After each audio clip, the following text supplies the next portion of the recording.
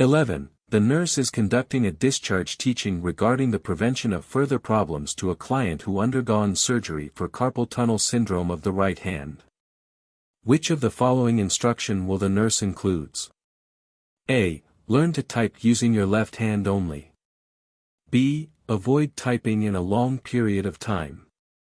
C. Avoid carrying heavy things using the right hand. D. Do manual stretching exercise during breaks. Answer is D. Do manual stretching exercise during breaks. Manual stretching exercises will assist in keeping the muscles and tendons supple and pliable, reducing the traumatic consequences of repetitive activity. 12. A female client is admitted because of recurrent urinary tract infections. The client asks the nurse why she is prone to this disease. The nurse states that the client is most susceptible because of A. Continuity of the mucous membrane. B. Inadequate fluid intake. C. The length of the urethra. D. Poor hygienic practices. Answer is C. The length of the urethra. The length of the urethra is shorter in females than in males, therefore microorganisms have a shorter distance to travel to reach the bladder. The proximity of the meatus to the anus in females also increases this incidence. 13. A 55-year-old client is admitted with chest pain that radiates to the neck, jaw, and shoulders that occurs at rest, with high body temperature, weak with generalized sweating and with decreased blood pressure. A myocardial infarction is diagnosed. The nurse knows that the most accurate explanation for one of these presenting adaptations is A. Catecholamines released at the site of the infarction causes intermittent localized pain. B. Parasympathetic reflexes from the infarcted myocardium causes diaphoresis. C. Constriction of central and peripheral blood vessels causes a decrease in blood pressure. D. Inflammation in the myocardium causes a rise in the systemic body temperature. Answer is D. Inflammation in the myocardium causes a rise in the systemic body temperature. Temperature may increase within the first 24 hours and persist as long as a week.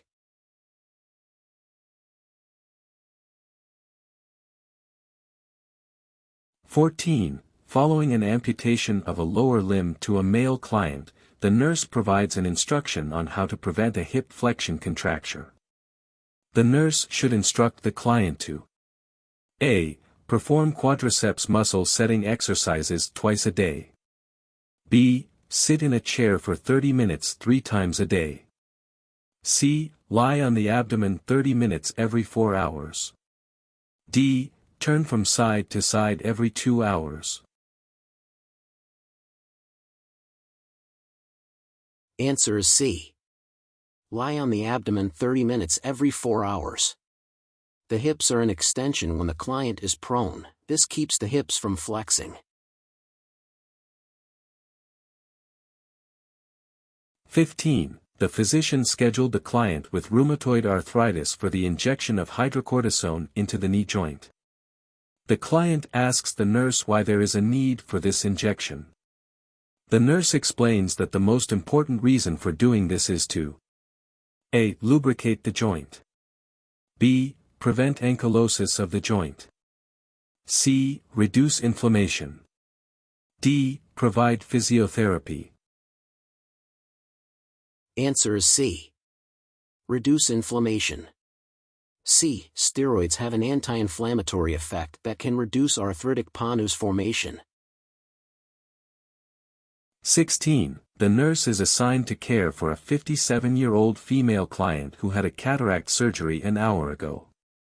The nurse should A. Advise the client to refrain from vigorous brushing of teeth and hair. B. Instruct the client to avoid driving for 2 weeks. C. Encourage eye exercises to strengthen the ocular musculature.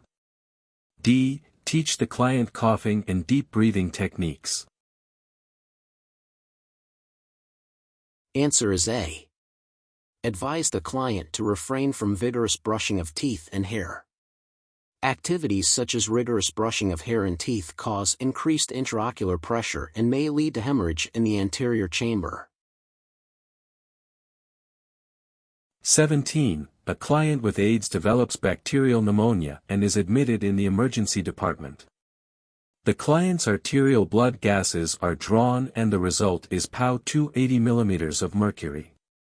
Then arterial blood gases are drawn again and the level is reduced from 80 mm of mercury to 65 mm of mercury. The nurse should A. Have arterial blood gases performed again to check for accuracy. B. Increase the oxygen flow rate. C. Notify the physician. D. Decrease the tension of oxygen in the plasma. Answer is C.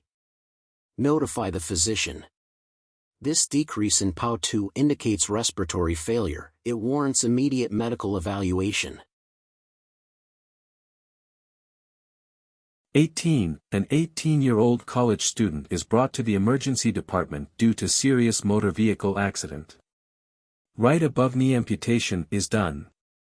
Upon awakening from surgery, the client tells the nurse, "What happened to me? I cannot remember anything." Which of the following would be the appropriate initial nursing response? A. You sound concerned. You'll probably remember more as you wake up. B. Tell me what you think happened. C. You were in a car accident this morning.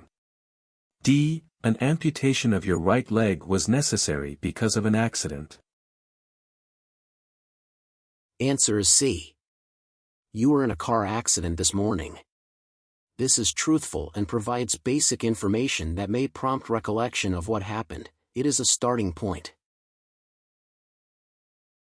19. A 38-year-old client with severe hypertension is hospitalized. The physician prescribed a Captopril, Capoten, and Alprazolam, Xanax, for treatment. The client tells the nurse that there is something wrong with the medication and nursing care. The nurse recognizes this behavior is probably a manifestation of the client's A. Reaction to hypertensive medications. B. Denial of illness. C. Response to cerebral anoxia. D. Fear of the health problem. Answer is D. Fear of the health problem. Clients adapting to illness frequently feel afraid and helpless and strike out at health team members as a way of maintaining control or denying their fear. 20. Before discharge, the nurse scheduled the client who had a colostomy for colorectal cancer for discharge instruction about resuming activities. The nurse should plan to help the client understands that A. After surgery, changes in activities must be made to accommodate for the physiologic changes caused by the operation. B. Most sports activities, except for swimming, can be resumed based on the client's overall physical condition. C. With counseling and medical guidance, a near-normal lifestyle, including complete sexual function, is possible.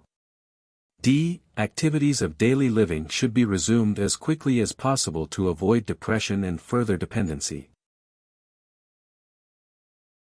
Answer is C. With counseling and medical guidance, a near-normal lifestyle, including complete sexual function, is possible. There are few physical restraints on activity postoperatively, but the client may have emotional problems resulting from the body image changes.